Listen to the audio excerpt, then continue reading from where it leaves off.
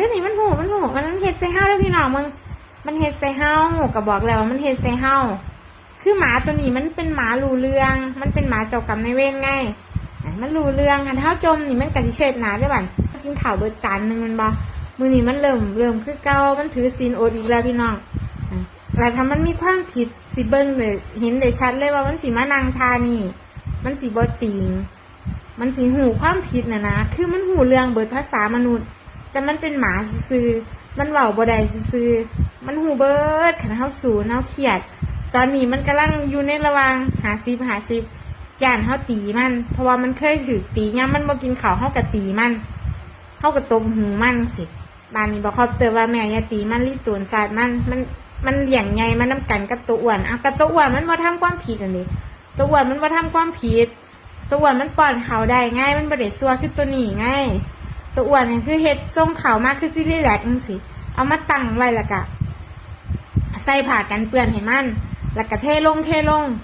แต่มาตัวอ้วนมีปัญหาเฉพาะออกไปเหี่ยวซากออกไปขี่ดนแต่ช่วงนี้ก็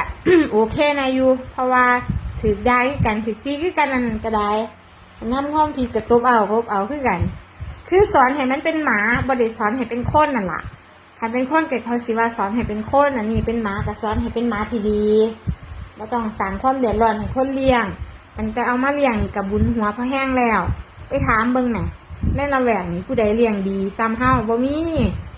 เฮาอาจสิบ่มีเงินเฮาอาจสิมีแต่เฮียนที่ดูแลมันอย่างดีเฮาอาจสิบ่มีเงินซัพพอร์ตมันขนมนมเนยขนมหมาแต่ว่าเฮาดูแลมันอย่างดีคือดีมากมันบ่เคยถูกยุงกัดมีก็อาจจะหน่อยที่มันเข้ามาในเฮียนหลังนี้แม่นบ่ให้โดนยุงกัดบ่ให้ไปนั่งแบบอยู่ข้างนอกคือเขาถูกแดดถูกฝนคือเขามันก็บ่ให้แล่นไปหารถเพราะว่าเรื่องระบบปิดเอาไว้แต่อยู่ในเฮียน